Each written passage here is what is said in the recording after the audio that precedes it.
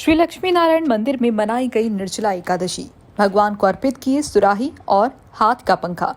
जनकगंज स्थित श्री लक्ष्मी नारायण मंदिर में 31 मई से मनाए जा रहे 10 दिवसीय दशहरा उत्सव का समापन आज निर्जला एकादशी पर भगवान को मिट्टी की सुराही और हाथ का पंखा भेंट कर संपन्न हुआ। इस अवसर पर बड़ी संख्या में भक्तों ने पहुंचकर धर्म लाभ लिया। गौरतलब है कि 31 मई से श्री लक्ष्मी नारायण मंदिर में 10 दिवसीय उत्सव मनाया जा रहा था, जिसमें प्रतिदिन भगवान के भजन और 3 पहर की आरती की जा रही थी। जिसमें गुरुवार को गंगा दशहरा मनाया गया, जिसमें प्रभु को सत्तू और शक्कर अर्पण की गई। उसी क्रम में शुक्रवार को निर्जला एकादशी पर प्रातः 51 किलो दूध से भगवान श्री का अभिषेक कर उनको गर्मी में राहत प्रदान करने वाले कुर्ता पजामा पहनाए गए। साथ ही मंदिर में विशेष साज सजाकर फूल बंगला सजाया गया, जिसमें मोगरे के फूलों से पूरा मंदिर महक उठा।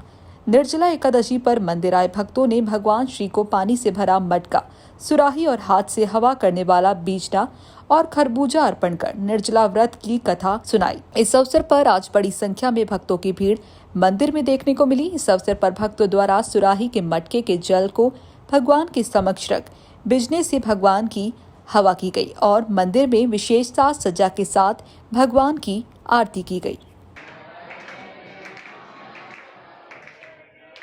ये यहाँ पर गंगा दशहरा का प्रारंभ हुआ था 31 तारीख से।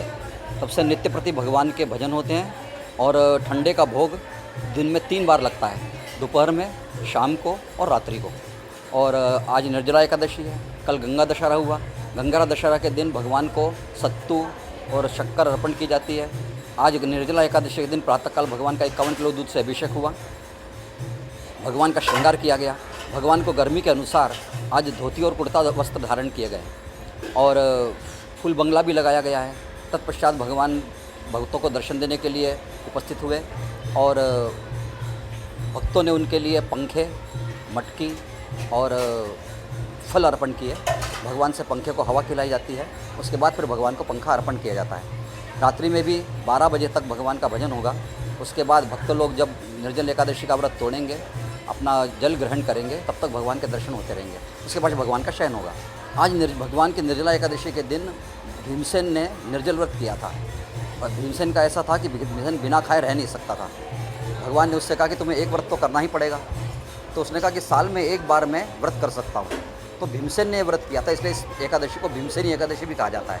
वैसे भीमसेन भूखे रह नहीं सकते थे कभी भी। उनको गर्मी के खाने के बिना उनका एक पल भी रहना मुश्किल था, लेकिन भगवान ने उनसे निर्जल एकादशी का व्रत करवाया, इसलिए इसे भीमसेनी एकादशी भी कहा जाता है।